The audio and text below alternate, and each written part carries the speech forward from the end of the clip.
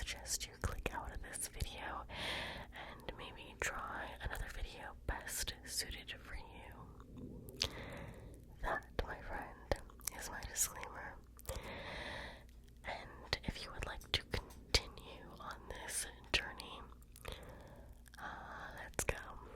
So, I have my note there. I will be looking down because there is a lot, okay? There is a lot. There's not so much information on, like the disappearance itself, more so the investigation, just basically how the police handled this, and, yeah, they handled it very poorly, but you'll see what I'm talking about.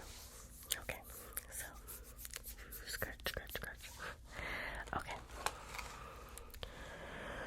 so, this is the disappearance of Dannette and Jeannette Milbrook. They were born on April 2nd, 1974, and they disappeared on March 18th, 1990, from Augusta, Georgia. They were 15 years old, so they would be 44 years old today. Yes. So, on the day of the disappearance, it was a Sunday, so the twins did not have school. For lunch, they walked to a place called Church's Chicken, and they grabbed a bite to eat. When they arrived back home, they told their mother, Louise, that a man in a van had followed them part of the walk. Unfortunately, there really isn't any information on this man. So later on the same day, the twins walked to their godfather's house to borrow money so they could take the bus to school the following week. So the family had recently moved to a different apartment, and they were much further away from the school. So they needed money for the bus fare. So they received $20 for the bus fare and a little extra for snacks from their godfather. So after they left their godfather's house, they then went to their cousin's house, and they asked their cousin if he or she would accompany them on their walk back home.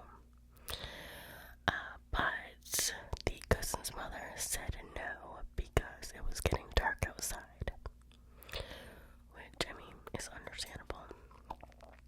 So then they went to their sister's house, and this had to be one of their older sisters.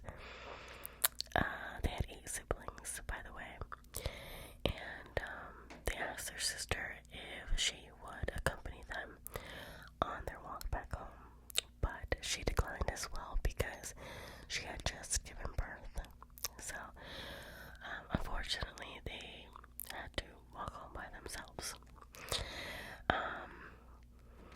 It was only later when they found out that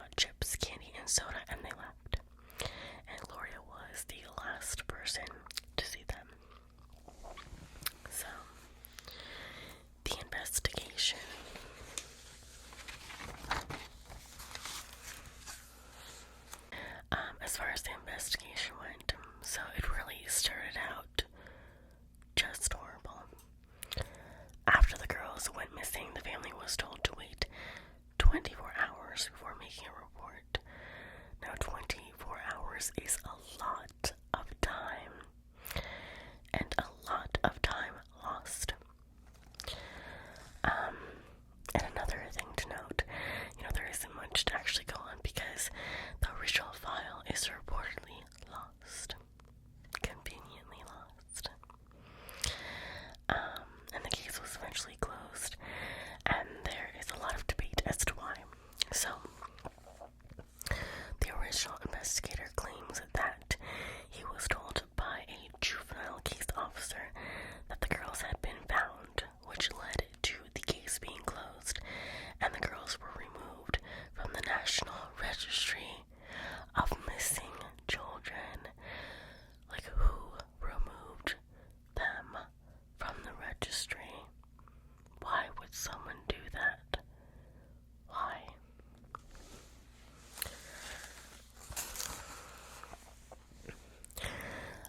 There were many mistakes in the reports as well, such as misspellings. They misspelled their last name. They added an S to their last name, so Milbrooks instead of Milbrook. They also listed Jeannette's middle name as Latressa, which was false. Allegedly, there's also an account that the lead detective told the twins' family that he heard both girls had run away because one of the girls was pregnant, and the other sister just accompanied her. However, he never provided any form of, evidence to confirm that theory or that fact. It is also noted that the lead detective closed the case on the twins' 17th birthday in 1991. So as far as leads go, there really wasn't a lot of leads, but there were several unverified eyewitness accounts of the girls in a white truck with an unidentified white male. Also, a man by the name of Joseph Patrick Washington was active in the girls' neighborhood, and some believe he was involved in the girls' disappearance. Washington was sentenced to 17 consecutive life sentences in 1995 for abducting and sexually assaulting 5 women. 3 out of the 5 survived. He also faced the death penalty in the murder of Marilyn Denise Kelly and was suspected in the murder of Loretta Dukes. Washington died in 1999 before trial even started. So, I guess there is a little bit of good news. The twins' case was reopened due to discrepancies in the original case in 2013. The family actually found out that they had confused the girls with a close relative's family in saying that they were part of the foster care system, which was a false statement, and the family believes that was the source of confusion all of these years, which is just, I don't know, it's mind-boggling. Like, they messed up so bad. The current investigation agency is the Richmond County Sheriff's Office. In 2017, the Sheriff's Office met with the Milbrook family to discuss the case and collect familial DNA samples. I think the police in the original case, again, were lazy, incompetent, and the twins were just swept under the rug. I mean, there was no media at that time for the twins, so no one knew that they were missing. It's crazy. It's absolutely insane. Media plays a big part in missing cases. It really does. So,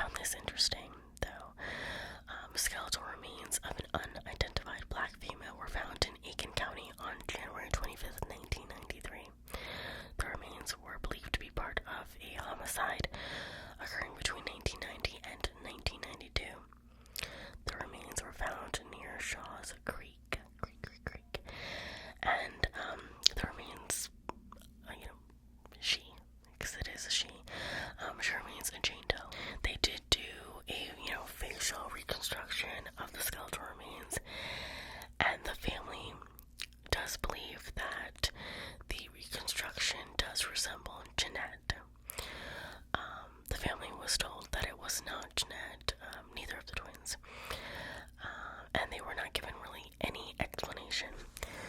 So in 2017, the coroner's office had plans to compare DNA from the twins' familial DNA to the skeletal remains.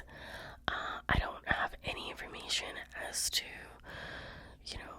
how the DNA compared. I looked everywhere, but yeah, I thought that was very interesting. Also, there is a podcast that fully dedicates to this case called The Fall Line. If I can, I will link it down below. And there is currently $8,000 being offered to anyone that has info leading to the resolution of this case. Justice was just not done for them. The police were not swift in action. And I don't know.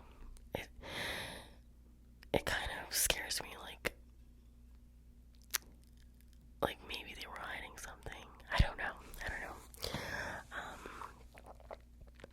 But you see that in the movies, like corrupt cops and things like that. And I'm not saying that is the case here, but I just feel like, maybe they were just like, they're just another couple of runaways, no biggie. But, they were 15 years old, and they already had made a complaint, like the same day they went missing. They already complained about someone following them.